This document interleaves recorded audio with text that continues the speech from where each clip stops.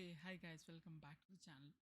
So in this particular video, we will see how we can handle text boxes with the help of Selenium and in Java language. So without wasting any time, let's get started. So first I will show you uh, all my setup. So here you can see in form.xml, I have total 3 dependencies. First is Selenium, testng and WebDriver manager. In my test, I have one before test annotation. So here I'm setting up the WebDriver. So let's move to the coding. I will show you which website we are using. So we are using this demo website. So here we are having this text box. So we will be automating this first two text box.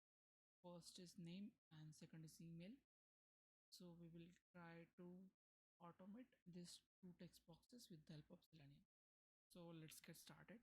First, we'll find the XPath for this particular text box, which is full name text box. Uh, for finding the XPath, you have to right click and click on inspect. This particular window will open. You just have to click on this particular icon here and you have to select this particular text box. It will show you a tag for this particular text box. Now from this particular tag we can create text. Just press Ctrl F on your keyboard and we can write text.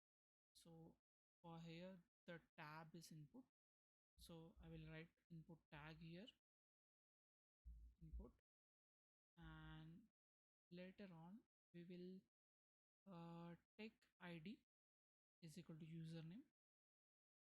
So for that we have to put id is equal to username. Now you can see it is 1 out of 1. So we can use this XPath. This XPath is unique. So come to our code. First create a web element. I will create a web element first. First name. Then driver dot find element by XPath. Right now we are using XPath. So I'm writing it as XPath. Instead of first name we can give as a username, that would be better. We have found out the XPath for the username.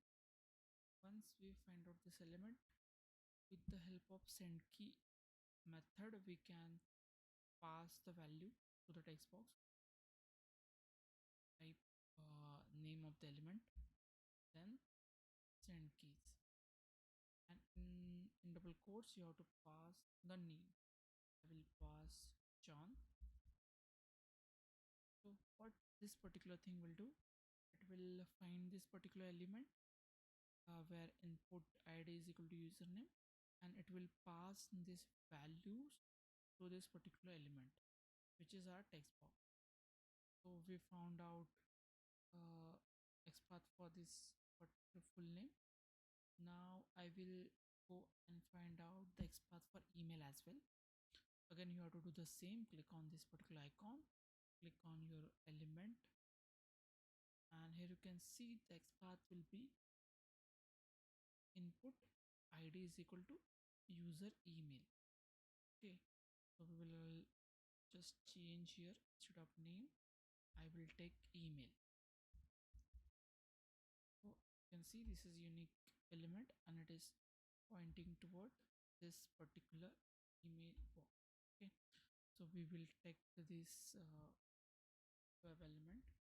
Again you have to receive a element user email is equal to, again you have to use driver dot find element, and in by we are using XPath. So type XPath and double quote paste your XPath. Again we have want to pass the values, so use sendKeys method. Type user email dot sendKeys, pass John at rate gmail.com. Okay, so we have written our code. Let's execute our code and see whether our code is working or not. Okay, let's see.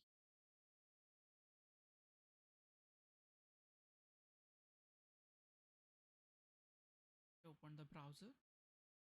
Now it will move to this particular element website. The website is still loading.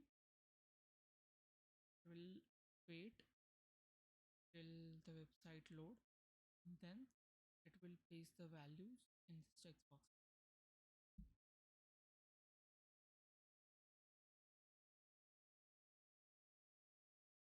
You can see our test is passed. It entered the full name and email, but the problem is this particular fields were hidden right now. So what we can do, we can use actions class, and in actions class we can use the method move to an element, and with the help of that method we can scroll until these elements are visible. We will see all those things in next video. For this video, that's it. If you like the video, then subscribe to the channel for more such videos related to the testing. Thank you.